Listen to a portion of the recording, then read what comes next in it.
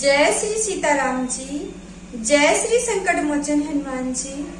सब सुख लहै तुम्हारी सरना, तुम रक्षक काहू को डरना। कैसे हैं आप सब? उम्मीद करते हैं आप सब बहुत बहुत अच्छे होंगे।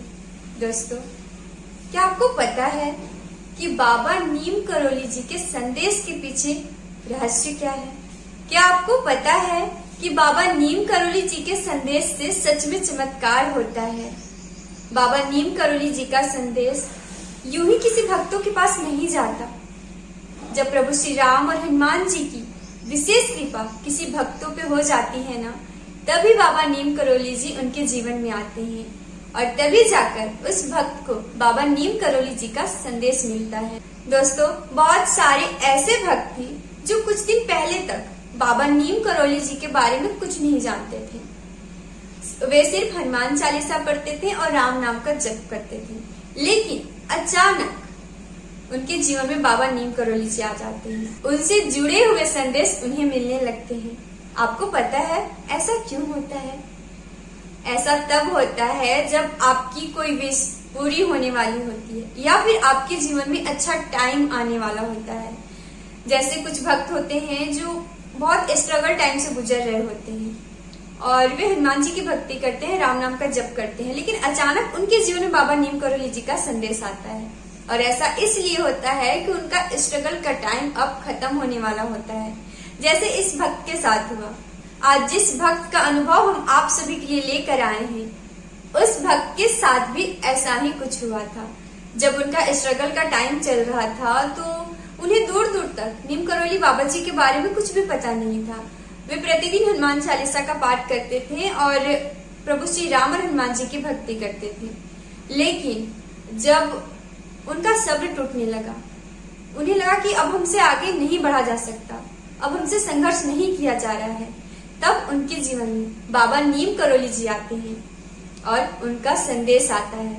और वह संदेश इनके जीवन को पूरी तरह से बदल कर रख देता है। इनकी जो विश जो 6 सालों से पूरी नहीं हो रही थी, बाबा नीम करौली के आने के बाद मात्र 2 महीने में ही इनकी विश पूरी हुई, इनका सपना पूरा हुआ। तो आइए हम सभी मिलकर इस भक्त के अनुभव को सुनते हैं। इस भक्त के अनुभव से आप सभी को बहुत कुछ सीखने को मिलेगा। अगर आप अपने जीवन से हार चुके होंगे ना, तो इस भक्त के अनुभव सुनने के बाद आपको एक नई उम्मीद मिलेगी। तो अनुभव को सुनने से पहले आप सभी कमेंट में जय श्री राम, जय हनुमान जी, हर हर महादेव जरूर से टाइप कीजिएगा।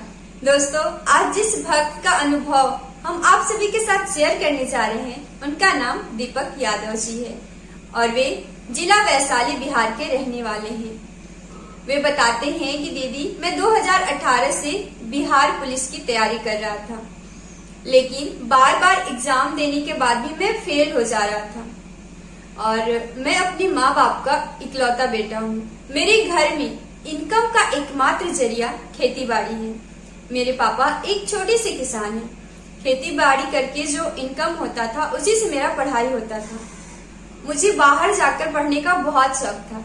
मैं चाहता था कि मैं पटना जाकर गवर्नमेंट जॉब की तैयारी करूं, लेकिन आर्थिक स्थिति अच्छी नहीं होने के कारण मैं पटना जाकर तैयारी नहीं कर पा रहा था। मैं घर पर ही रहकर बिहार पुलिस की तैयारी कर रहा था। बिहार पुलिस में जाना मेरा बहुत बड़ा सपना था और उसके लिए मैं बहुत मेहनत भी कर रहा था, लेकिन बार बार असफल हो जा रहा था। समझ में नहीं आ रहा था कि कैसे तैयारी करें कि मेरी जॉब लग जाए।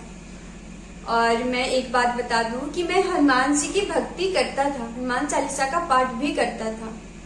मुझे ये नहीं पता था कि कैसे हनुमान जी की भक्ति करनी है, कैसे हनुमान चालीसा का पाठ करना है। बस जिस तरह मुझे आता था मैं उसी तरह हनुमान चालीसा का पाठ करता और राम नाम का जप करता और पूरे भाव से हनुमान जी की भक्ति करता था।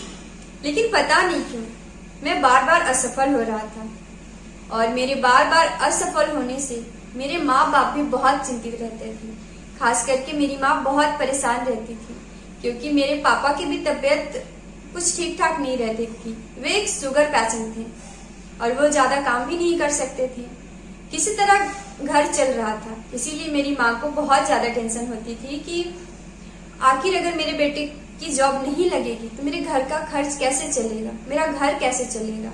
मैं जब भी एग्जाम देकर आता था तो मेरी माँ बहुत उम्मीद से मुझसे पूछती थी कि बेटा इस बार एग्जाम कैसा गया, इस बार तो रिजल्ट आ जाएगा ना। पर मेरे पास उस वक्त कोई जवाब नहीं होता था। मैं जब अपने माँ बाप को टेंशन में देखता था तो मुझे अंदर ही अंदर बहुत घुटन होता था। मैं प्रभु से मन ही मन बहुत प्रार्थना करता था कि हे प्रभु, आप कब मेरी प्रार्थना सुनेंगे, मेरी मजबूरी को आप कब समझेंगे। मैं अपने माँ बाप का इकलौता बेटा हूँ, अगर मेरी जॉब नहीं लगी तो मेरे माँ बाप की पूरी उम्मीद टूट जाएगी, मेरा घर परिवार कैसे चलेगा, आप सब जानते हैं। हे प्रभु, मेरी प्रार्थना स्वीकार करें, मेरी विनती सुन लें और मेरी जो समस्या है उसे दूर करें। मैं पूरे दिल से मेहनत कर रहा था और पूरी कोशिश भी कर रहा था कि मेरी जॉब लग जाए। मेरी माँ भी प्रभु श्री राम और हनुमान जी को बहुत मानती थी। मेरी माँ भी मेरे लिए हर दिन प्रार्थना करती थी। दिवाली, होली, ये सारे फेस्टिवल कब गुजर जाते थे मुझे पता भी नहीं चलता था। मेरा एकमात्र लक्ष्य था गवर्नमेंट जॉब। मेरा स्ट्रगल का टाइम चल ही रहा था कि जनवरी 2024 में अचानक एक दिन एक पोस्ट आता है। उस पोस्ट के बारे में मुझे कुछ भी पता नहीं होता कि वे कौन है। और उस पोस्ट में लिखा था कि पास फेल क्यों कर रहा है, तू टेंशन ना ले, राम नाम का लेखन कर और हनुमान चालीसा का संकल्प ले, सब ठीक हो जाएगा। संकल्प में बहुत बड़ी शक्ति होती है। मैं कुछ समझ ही नहीं पाया और उस पोस्ट को स्क्रॉल कर दिया। लेकिन दूसरे दिन फिर वही पोस्ट आता है। फिर से मैंने उस पोस्ट पे ध्यान नहीं दिया। लेकिन दूसरे दिन मेरे माइंड में वही पोस्ट और उस पोस्ट में जो बाबा जी थी वे मेरे माइंड में घूमने लगे। मैं चाहकर भी उस चीज को भुला नहीं पा रहा था। फिर मैंने उस फोटो के बारे में सर्च करना शुरू किया।